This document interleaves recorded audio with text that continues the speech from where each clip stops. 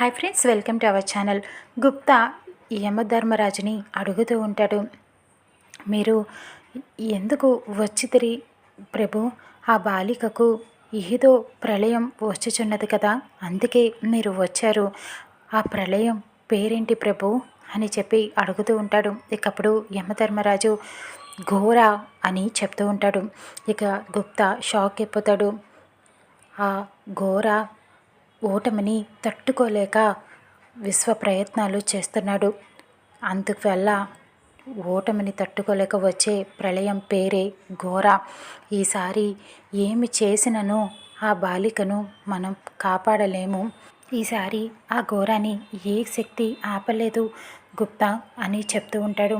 మీరే అలా అనినచో మరి ఆ బాలికను ఎవరు కాపాడెదరు ప్రభు అని గుప్తా అడుగుతూ ఉంటాడు.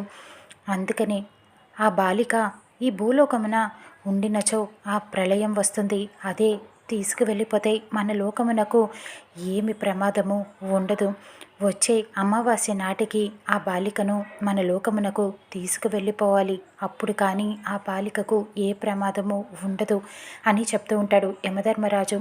ఇక అప్పుడు గుప్తా, ఆ బాలిక ఏమి చేసినచో మన లోకమునకు రావట్లేదు కదా ప్రభు, ఎలా తీసుకువెళ్తాం అని అడుగుతూ ఉంటాడు. సూర్యపుత్ర, యమధర్మరాజా, మీకు ఎంత శక్తి ఉన్నదో మాకు తెలుసును. కానీ ఆ బాలికను ఈ లోకము నుంచి తీసుకువెళ్ళిపోటకు మీరు ఇంత కష్టపడుతున్నారు ఎందుకు నాకు అర్థం కావట్లేదు అని అడుగుతూ ఉంటాడు. ఇకప్పుడు యమధర్మరాజు చెప్తూ ఉంటాడు, యమపాసం చూపించి ఈ యమపాసముతో ఎంతోమంది నేను తీసుకువెళ్ళాను, కానీ ఈ బాలికను మాత్రం తీసుకువెళ్ళే సమయాన నా కళ్ళు ఎందుకనో చెమర్చుతున్నాయి.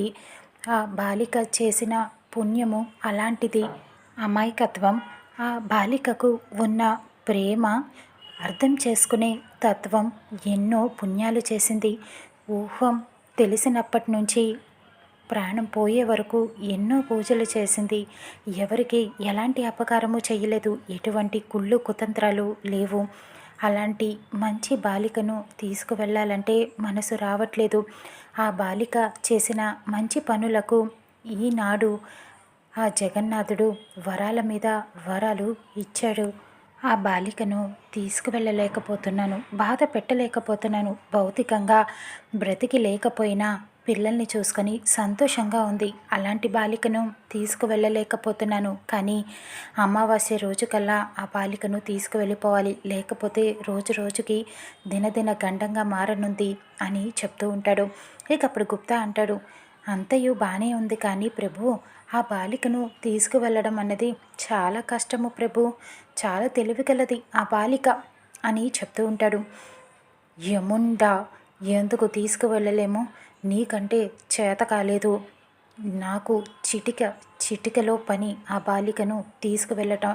నువ్వు నేను ఒకటేనా అని చెప్తూ ఉంటాడు యముండా కోపంగా. ఇకప్పుడు గుప్తా అంటాడు, చిటికలో తీసుకువెళ్ళదురా, చూద్దాము తీసుకెలా వెళ్తారో చూద్దాం అని గుప్తా హాస్యమాడుతూ ఉంటాడు. ఇక యముడు చాలా కోపంగా చూస్తూ ఉంటాడు. అమర్, రాథోడ్, పిల్లలు అందరూ కలిసి బాగి ఇంటికి వెళ్తారు. ఇక అక్కడ గుమ్మం బయటే కారు ఆపుతాడు రాథోడ్. అమర్ కారు దిగడు, అలానే కూర్చుంటాడు. అంజు కూడా దిగకుండా మొండిగా కూర్చొని ఉంటుంది. అమ్మో, అయితే దిగవే కారు అని అడుగుతూ ఉంటుంది. నేను దిగను అని కోపంగా కూర్చొని ఉంటుంది. ఇంతలో రాతడు వచ్చి చెప్తూ ఉంటాడు, ఇలాగా కారులో కూర్చొని పిలిస్తే మిస్ అమ్మ రాదు, ఇంటికి వెళ్ళినట్టు కాదు, ఇక్కడ ఉంటే లోపలికి వెళ్ళి పిలిస్తే వస్తుంది మిస్ అమ్మ అని చెప్తూ ఉంటాడు. అమర్ కోపంగా చూస్తూ ఉంటాడు. మిమ్మల్ని కాదు సార్, పిల్లల్ని అని చెప్తూ ఉంటాడు. ఇక అప్పుడు అమర్ చెప్తూ ఉంటాడు, దిగు అంజు అని చెప్పడంతో ఇక పిల్లలు బయటికి దిగుతారు.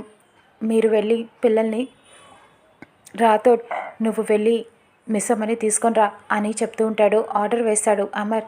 ఏంటి సార్, నేను వెళ్ళి తీసుకువెళ్ళాలా? నాకు అర్థం కాలేదు సార్. కోప్పడింది తిట్టింది మీరు, వెళ్ళిపోమన్నది పెద్ద సారు, మధ్యలో నాకేం సంబంధం ఉంది సార్? నేను పిలిస్తే మిస్ అమ్మ వస్తుందా అని అడుగుతూ ఉంటాడు. అయితే పిల్లల్ని తీసుకొని వెళ్ళి మిస్ అమ్మని తీసుకొని వచ్చేయి, వెళ్ళిపోదాం తొందరగా అని చెప్తూ ఉంటాడు. ఇక అప్పుడు అలాగే డాడ్ మేం వెళ్ళి తీసుకొచ్చేస్తాం అని అమ్ము చెప్తూ ఉంటుంది. ఇక అప్పుడు అంజు మాత్రం నేను రాను, డాడ్తోనే ఉంటాను అని చెప్తూ ఉంటుంది. అదేంటి అంజు పాప, అందరినీ వెళ్ళమన్నారు డాడీ, నిన్నొక్కదాన్ని ఉండమనలేదు అని చెప్పడంతో నేను డాడ్కి తోడుగా ఉంటాను అని చెప్తూ ఉంటుంది అంజు. అవును మరి, నువ్వు లేకపోతే మీ డాడీ భయపడిపోతారు అని వెటకారం ఆడుతూ ఉంటాడు. అంజు నువ్వు కూడా వెళ్ళు, నానమ్మ తాతయ్య ఎంత బాధపడుతున్నారో చూసావు కదా, వెళ్ళు మిస్ అమ్మని తీసుకొని రా అని చెప్పడంతో ఇక అంజు తప్పేది లేక భయపడుతూ అమ్ము, ఆనంద్, ఆకాష్, అంజు, రాథోడ్ అందరూ కలిసి వెళ్తూ ఉంటారు మిస్ అమ్మ ఇంటి లోపలికి. రామ్మూర్తి ఎదురు చూస్తూ ఉంటాడు. మిస్ అమ్మ అయితే టెన్షన్ పడిపోతూ ఉంటుంది, అటు ఇటు తిరుగుతూ ఉంటుంది. వీళ్ళు ఇంకా రాలేదేంటా అని చెప్పి ఏమైందమ్మా, ఎందుకు అంత కంగారు పడుతున్నావు అని రామ్మూర్తి అడుగుతూ ఉంటాడు. ఏమో నాన్న, ఆయన వస్తున్నారు, పిల్లలు బయలుదేరారు, ఇంకా రాలేదేంటి, ఎందుకో చాలా టెన్షన్గా ఉంది అని చెప్తూ ఉంటుంది. నువ్వేం భయపడకమ్మా, ఏం కాదులే అని చెప్పడంతో నేను చూసుకుంటానుగా అని రామ్మూర్తి చెప్తూ ఉంటాడు. ఇంతలో పిల్లలు రాథోడ్ని తీసుకొని లోపలికి వస్తూ ఉంటారు. రామ్మూర్తి అది చెప్తాడు. అల్లుడు గారు బయటే ఉన్నారమ్మా, పిల్లలు రాథోడ్ మాత్రమే వస్తున్నారు అని చెప్పడంతో అదేంటి నాన్న, ఆయన ఎందుకు రావట్లేదు, ఆయన కూడా వచ్చి పిలువాలి కదా, పిలిస్తేనే నాకు వెళ్ళాలనిపిస్తుంది, పైగా అత్తయ్య మామయ్య బెట్టు చేయమని చెప్పారు, ఈయన ఏమి బ్రతిమలాడక్కర్లేదు, ఒక్క మాట రమ్మని చెప్తే చాలు నేను వెళ్ళిపోతాను అని చెప్తూ ఉంటుంది. నేను చూసుకుంటానుగా, నువ్వు కంగారు పడకు, ఆయన కూడా లోపలికి వచ్చేలా నేను చేస్తాను అని చెప్పడంతో ఇక పిల్లలు రావటంతో రామ్మూర్తి బయటికి వెళ్తాడు. ఏంటి రాథోడ్ ఇలా వచ్చావు, నువ్వు నేనున్నప్పుడే వస్తావనుకోలేదే, నేను లేనప్పుడు మాత్రమే వస్తావనుకున్నా మా ఇంటికి అని చాలా గంభీరంగా గొంతును మార్చి మాట్లాడుతూ ఉంటాడు. ఇదేంటి ఇలా మాట్లాడుతున్నారు రజనీకాంత్ లాగా అని అనుకుంటూ ఉంటాడు రాథోడ్. అదేంటి సార్ అలా మాట్లాడుతున్నారు అని అడుగుతూ ఉంటాడు. అవును, మా అమ్మాయిని నేను లేనప్పుడు వదిలిపెట్టి వెళ్ళిపోయావు కదా అని అడుగుతూ ఉంటాడు. అవునులే, దేవుడు కరుణిస్తేనే కదా పూజారి కరుణిస్తాడు అని చెప్పి అమర్ వంక చేయి చూపిస్తూ చెప్తూ ఉంటాడు.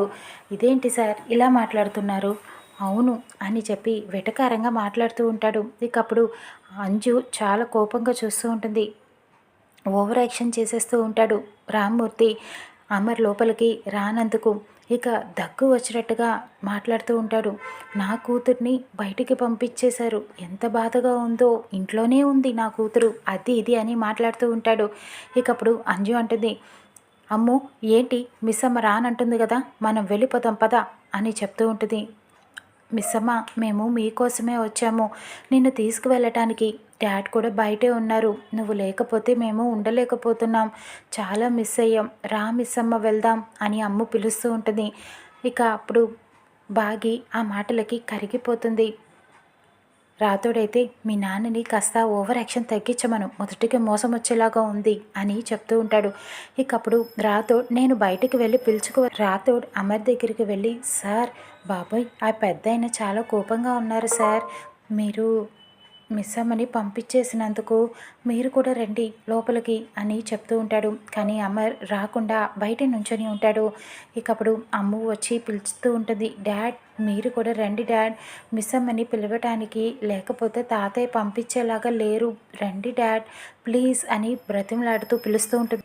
అమర్ ఎప్పుడు వస్తాడా, ఎప్పుడు తీసుకువెళ్తాడా ఇంటికి అని మిస్ అమ్మ అమర్ వంకే బయట నుంచి చూస్తూ ఎదురు చూస్తూ ఉంటుంది.